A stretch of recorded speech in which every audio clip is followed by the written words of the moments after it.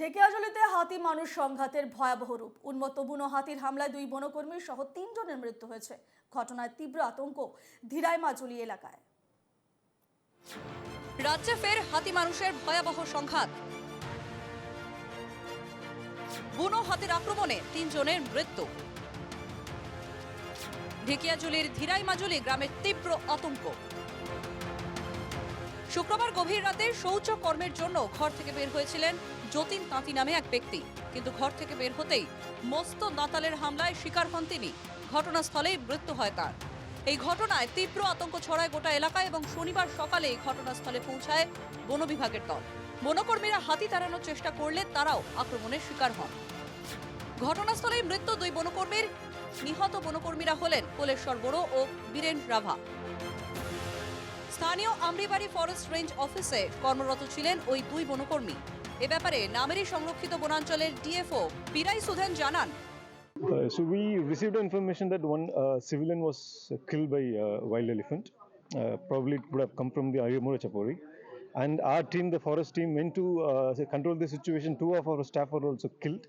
Now, as per the information, the elephant moved towards the Ayamura Chapori.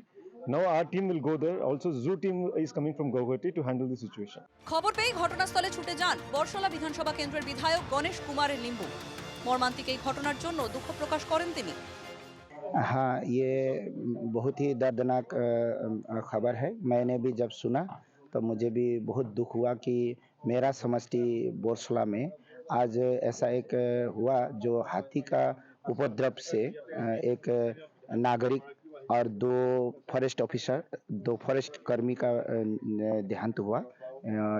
और इसका बाद में भी अभी खबर मिल रहा है कि और एक को हाथी ने मतलब कि मृत्यु हाथी का उससे मृत्यु हुआ बोल के हमें खबर मिला है।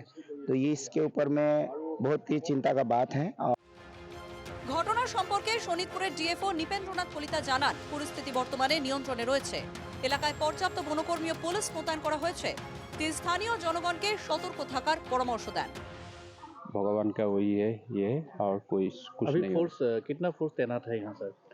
फोर्स तो है, पुलिस और फॉरेस्ट मिलके तो है। हम लोग का तो अभी तो 30 to 40 स्टाफ तो है, सफिशिएंट है उन लोग के लिए। खाली अंडर कंट्रोल है। हाँ, वो कंट्रोल है। अभी परिस्थिति तो अंडर कंट्रोल, लेकिन पब्लिक को भी थोड़ा सतर्क रहना चाहिए। पब्लिक का कोऑपरेशन होना चाहिए, तब तो मतलब पब्लिक अगर ठीक है तो मेरा फोर्स भी ठीक से ये करेगा। अभी माइक में अनाउंस होगा क्या सर? माइक में तो अभी तो अनाउंस करने के लिए मैंने बोल दिया, लोकल जो हेडमैन जो है उन लोग को बोल दिया है, और मेरा स्टाफ भी अनाउंस करेगी। শনিবার দিনভর হাতিটি এলাকায় উপদ্রব চালায়। বনকর্মীরা হাতিটিকে জঙ্গলে ফেরত পাঠানোর পরিকল্পনার জন্য চেষ্টা চালিয়ে যাচ্ছিলেন। এদিকে গুয়াহাটি রাজ্য চিড়িয়াখানা থেকেও একটি বিশেষজ্ঞের দল ঘটনাস্থলে উপস্থিত হন এবং খতিয়ে দেখেন পরিস্থিতি। সর্বশেষ খবরে জানা গিয়েছে হাতিটি এখনো লোকালয়ের কাছেই বিচরণ করছে।